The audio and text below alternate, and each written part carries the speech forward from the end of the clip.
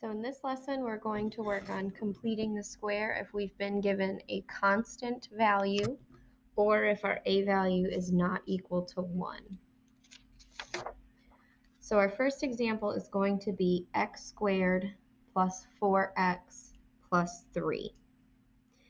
Now previously, when we did this in our last lesson, we were really only looking at this first portion without our constant to go to the box. And that's what we're going to do again. So I'm going to focus just on this first portion. And I'm going to leave that plus 3 off to the side, and I'm going to deal with it at the end. So first portion, I'm going to take x squared, and I'm going to split 4x evenly between these two corners. So that would be 2x and 2x. So this would be x plus 2 and x plus 2, giving me 4 as my corner box. So this first portion is going to simplify itself into x plus 2, the quantity squared. However, when I do that, I have this plus 4 that I've added into my original equation by doing x plus 2 squared. So it's not going to be plus 3 as my constant at the end because I have to cancel that plus 4 out to be 0.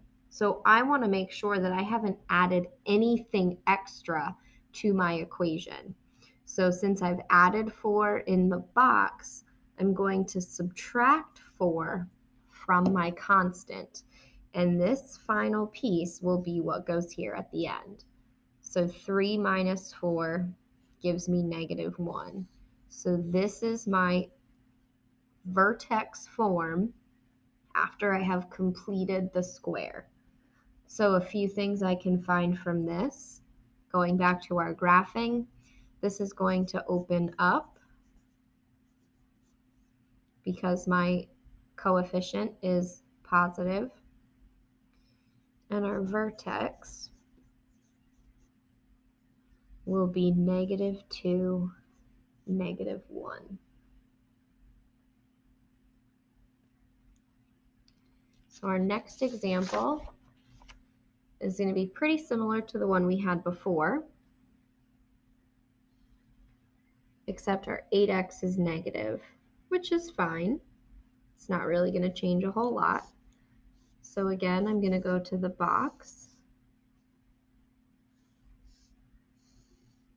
So I have x squared in this corner.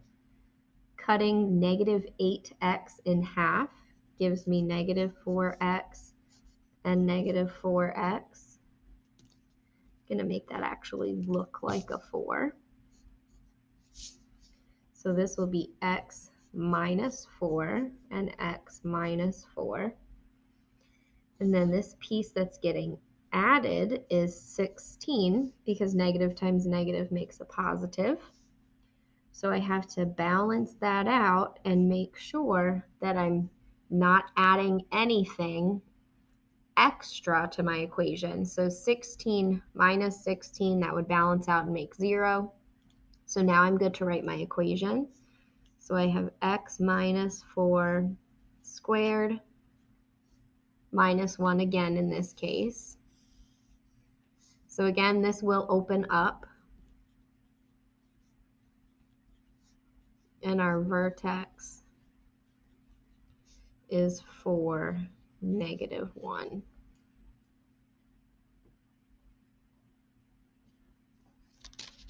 Next one we've got, my computer decides to unfreeze. So I've got x squared minus 2x plus 5.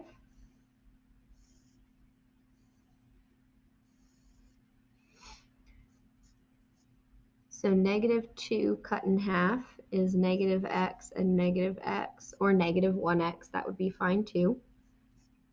So I'll have x minus 1 and x minus 1, giving me a positive 1 here.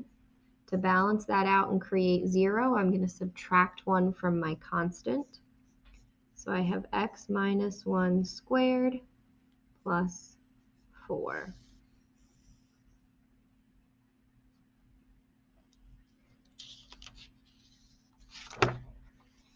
All right, now it's going to get a little crazier.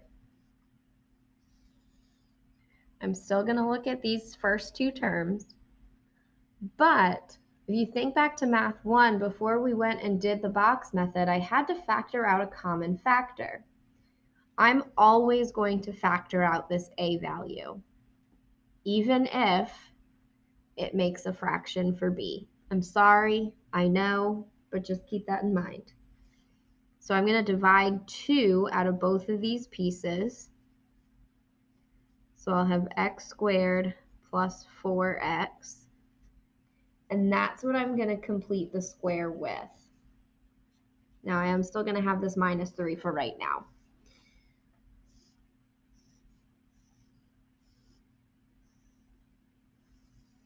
All right. So I've got x squared, and then half of 4x is 2x and 2x. Sorry, my computer froze again.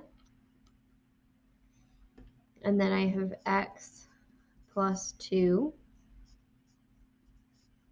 So this would be 4.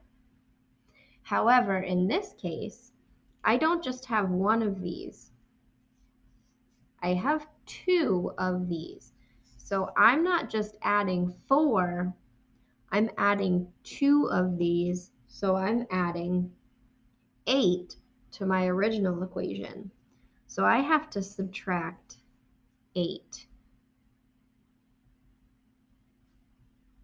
So now I'm going to have a coefficient of 2 in front of my parentheses.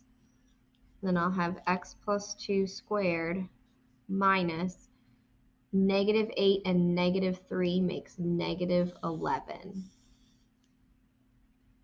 So if we're talking about what would happen to this graph, I would have a vertical stretch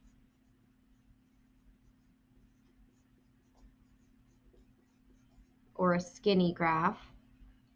It would open up and my vertex would be negative 2, negative 11. Just to keep those transformations in mind. So sometimes people like to have the steps. I've written them out for you in the PowerPoint. This is exactly what we just did. So I'm not going to take much time to go through these because this is what we're actually doing. All right, so I have an a value. So I have to divide that out from this term and this term. And then the plus 7 is just going to be lonely for a little bit. So I have negative 3 times x squared plus 4x and then plus 7. So this inside part, the completing the square part, for this question actually ends up being identical to the one we just did. I'll have x squared, 2x, 2x, and 4. So this will be x plus 2 and x plus 2. Now, it's not just 4. I have negative 3 of these. So I have to take 4 times negative 3. So really, I've added a negative 12 into my equation by completing the square here. So in this case, I'm not adding 12, or excuse me, I'm not subtracting 12 into my original equation. I have to add 12 in to my original equation because I always have to do the opposite of what's happening here. So my new equation will be negative 3 times the quantity x plus 2 squared, And then 7 and 12 combined make 19. So now I have one that opens down.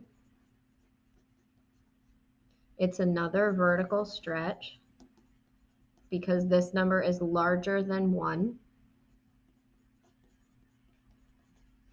And our vertex is -2, +19.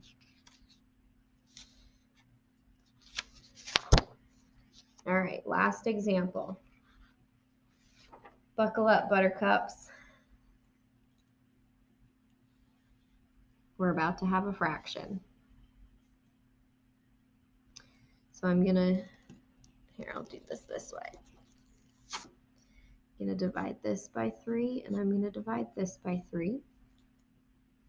So I'll have 3 times the quantity x squared minus 8/3 x, and then plus 5. All right.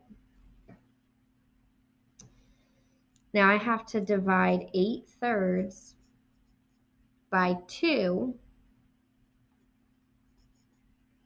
Well, dividing by 2 is the same as multiplying by 1/2. So I'm going to do that instead because, man, does that make my life less awful.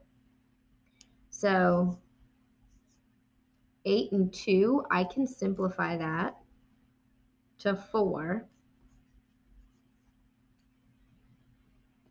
Now, because this 8/3 originally was negative, I'm going to see this as a -4/3. So when I go into the box,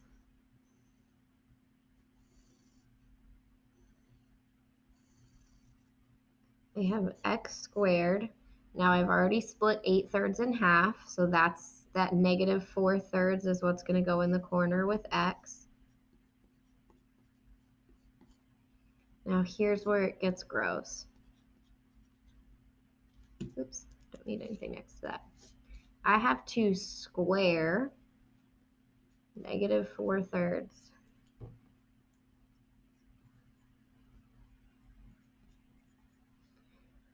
4 squared is 16.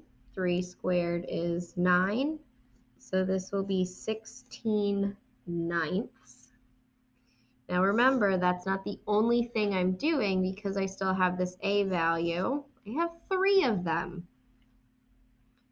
So I have to multiply 16/9 times 3. Well, the nice thing here is that 3 divided by 9 will give me a new denominator of 3. So I'll have 16/3, and that is what is being added here. I'm sorry, subtracted because it was added originally. Brain fart, my bad. So sorry, it was positive here, it should be negative here. This was positive. Sorry, I was thinking about the last example. All right, so I have 3 times the quantity x minus 4/3 squared. Now I have to do 5 minus 16/3. Well, 5 converted into thirds would be 15/3, and I'm taking 16/3 away. 15 minus 16 gives me -1. So this will be -1/3. It's not awful with fractions. It's not the most fun you've ever had in your life, but it's the exact same process without fractions as it is with fractions.